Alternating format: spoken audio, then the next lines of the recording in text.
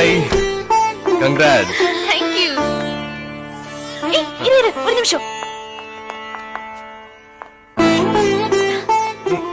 என்னது இது ஈர சிமெண்ட் ஸ்லாப். இந்த வீட்டுக்குள்ள நீ மொத காலடி எடுத்து வைக்கிறாச்சு எப்போ ஞாபகமா இருக்கணும். அதான் இதுல காலை வச்சு உள்ளவா.